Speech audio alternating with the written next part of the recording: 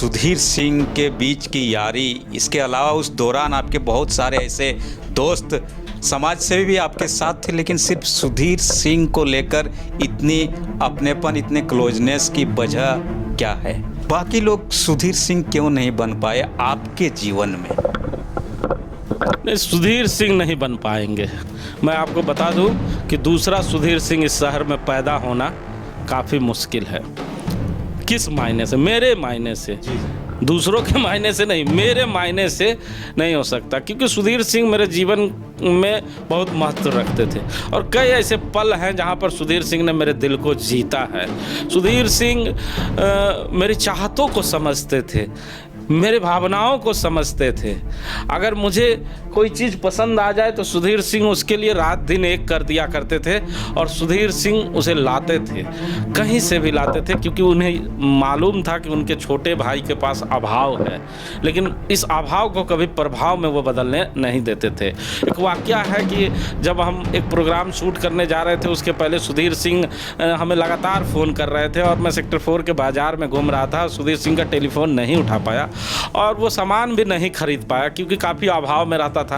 और सुधीर सिंह जब पहुंचे और उनकी गाड़ी में बैठकर जब मैं जाने लगा तो करीबन नया मोड़ पार होने के बाद जब बालीडीह पहुंचा था तो सुधीर सिंह ने मुझसे पूछा कि आखिर क्यों आपने मेरा टेलीफोन नहीं उठाया। मैंने कहा कि मैं एक कपड़े की दुकान में था, एक स्वेटर देख रहा था, मुझे काफ़ी पसंद आया, लेकिन आपका फ़ोन नहीं उठा पाया इस दौरान क्योंकि आवाज़ ज़्यादा था, सुन नहीं पाया।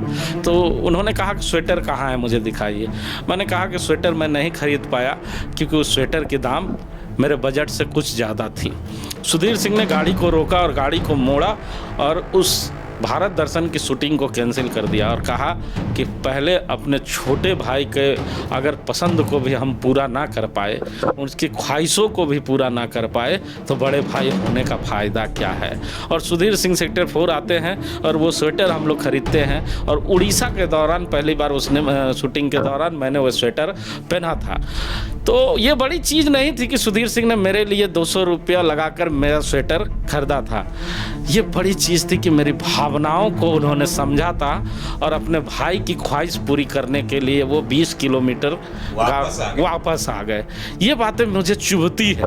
नहीं तो उसके बाद कई नेताओं के साथ हम संपर्क में रहे।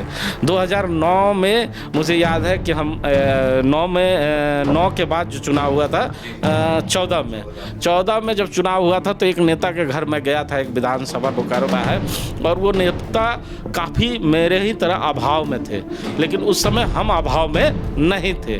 और जब उस जगह पे हम पहुंचे और उनके न्यूज़ को कवरेज कर रहे थे तो उन्होंने मुझसे कहा था कि भैया आप चले आए हैं, इसके लिए स्वागत है, लेकिन मैं उस लायक नहीं हूँ जो आप समझ के आए हैं। सेम सुधीर सिंह की बातें उन्होंने कही थी। मुझे दूसरा सुधीर सिंह उस समय दिख रहा था और मैंने उस शख्स को टेलीविज़न पे पहली बार लाया था और वो शख्स ने इतना अच्छा इंटरव्यू दिया कि पूरे शहर ने उसकी तारीफ़ की, क्योंकि वो जो गांव था वो सुदूर इलाका और वो उस ग्रामीण क्षेत्र से पहली बार टेलीविज़न पर बोकारो में उस नेता का बाइट चला था और उसे लोगों ने सुना था और काफ़ी पसंद किया था। आपको विश्वास नहीं होगा, वो नेता चुनाव जीतता है, MLA बनता है, मंत्री बनता है और आज झारखंड का बड़ा नेताओं में दिग्गज में शुमार है।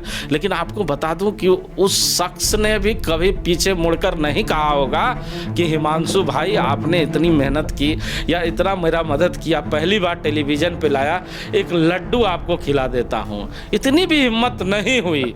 लेकिन अभी चंद दिन पहले फुसरो में चुनाव था, उपचुनाव था, तो उस दौरान उन्होंने कई मंत्रियों के सामने कहा कि सर इन्होंने ही इनका नाम हिमांशु है, इन्होंने ही मुझे पहली बार टेलीविज़न पर लाया था। तो चुनाव जीतने के साथ पहला वर्जन चेंज होता है नेताओं का कि चुनाव जीतने के पहले वो आपके भैया होते हैं या आप उनके भैया होते हैं, चुनाव जीतने के बाद आप पत्रकार हो जाते हैं और आप लाचार हो जाते हैं, वो मजबूत हो जाते हैं। तो सुधीर सिंह का कैसे उन लोगों के साथ कंपेयर कर सकता हूँ। 2019 के चुनाव में आपने देखा कि 2019 के चुनाव में हम लोगों ने, पूरे शहर ने देखा कि हम लोगों ने कैसे लोगों की मदद की। जब लोग तो कहते हैं कि कंधे पे हाथ रख के मैंने भी भाई कहा, इसके बाद भी हमारी कोई पूछ नहीं होती है। हिमांशु जी, इतिहास गवाह है कि भाई से बड़ा दुश्मन कोई नहीं होता है। तो ये कंधे पर हाथ रखने वाले जितने नेता हैं इस शहर के, ये आपके दोस्त कभी नहीं हो सकते। इन कंधों पे हाथ रखने वाले नेताओं से जरा पूछिए कि हमारे कंधे पे वो हाथ रखते हैं।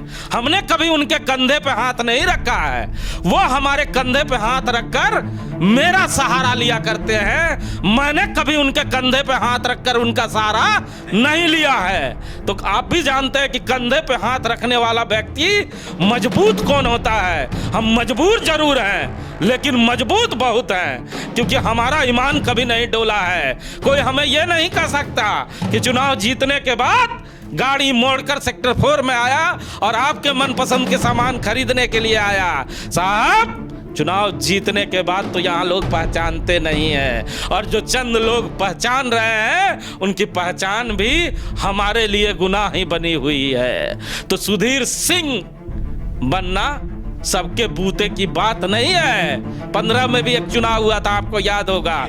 उस शख्स को भी पूरे शहर ने देखा कि हम लोगों ने कितना मदद किया, और पूरा शहर बोलता है कि हमने उसे नेता बनाया। लेकिन शख्स नेता बनने के बाद इसी चैनल को उस शख्स ने सबके सामने बेइज्जत करके कहा कि यह फर्जी चैनल है। फर्जी चैनल हमें कहने वाले लोग आज खुद फर्जी बनकर घूम रहे हैं। तो आप सुधीर सिंह की तुलना इन लोगों से कैसे कर सकते हैं, जो आपके कंधे पे हाथ रखकर आपका सहारा के बदौलत चल रहे हैं। सुधीर सिंह बनने के लिए बड़ा भाई सब बन सकता है, लेकिन निभाना सबका बस की बात नहीं है शर्मा जी।